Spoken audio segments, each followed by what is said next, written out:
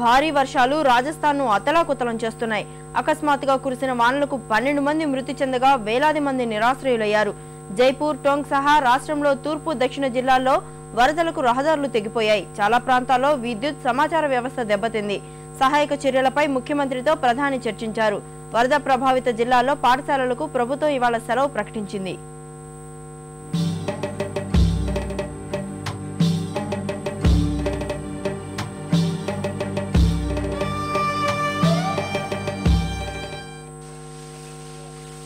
రాజస్థాన్ ను భారీ వర్షాలు ముంచెత్తుతున్నాయి. కొన్ని రోజులుగా కురుస్తున్న వానలకు లోతట్టు ప్రాంతాలు నదులను తలపిస్తున్నాయి. వర్షాల కారణంగా జైపూర్ జిల్లాలో 10 మంది, దౌసా జిల్లాలో 2 మరణించారు. జైపూర్ లో 30 సెంటీమీటర్ల వర్షపాతం నమోదవగా మిగతా జిల్లాల్లో 20 సెంటీమీటర్ల భారీ వర్షం కురిసినట్లు రాష్ట్ర వాతావరణ శాఖ ప్రకటించింది.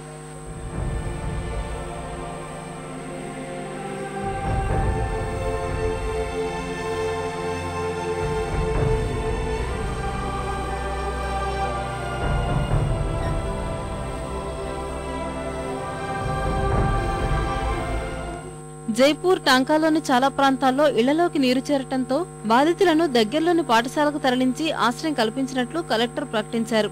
మరికొన్ని ప్రాంతాల్లో రోడ్లు తెగిపోవడంతో రాకపోకలు నిలిచిపోయాయి. ఇళ్లు నేలమట్టమయ్యాయి.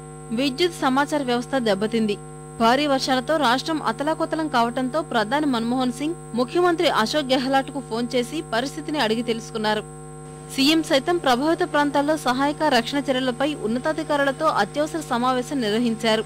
మృతుల కుటుంబాలకు సంతాపం ప్రకటించిన గెహ్లాట్ బాధిత కుటుంబాలకు 1,50,000 రూపాయలు పరిహారం ప్రకటించారు.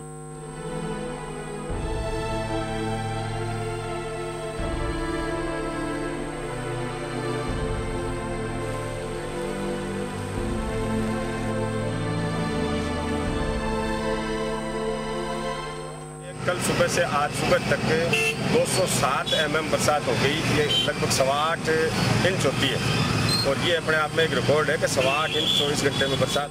జైపూర్, టాంకా, దౌసా, సవై మాధోపూర్ సహా ఎక్కువ వర్షపాతం నమోదైన జిల్లాల్లో అత్యవసర రక్షణ చర్యల కోసం 9 దళాల ర్యాపిడ్ యాక్షన్ ఫోర్స్ ను ప్రభుత్వం రంగంలోకి దింపింది.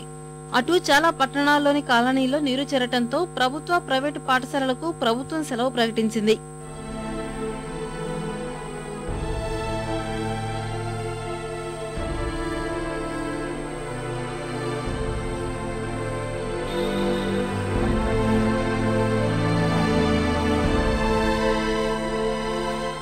అటు ఉత్తరాదిన కురుస్తున్న వర్షాలకు నర్మదా నది నుంచి మధ్యప్రదేశ్ మండ్లా జిల్లాలోని బాజ్య జలాశయానికి భారీగా వరద నీరు చేరుతోంది.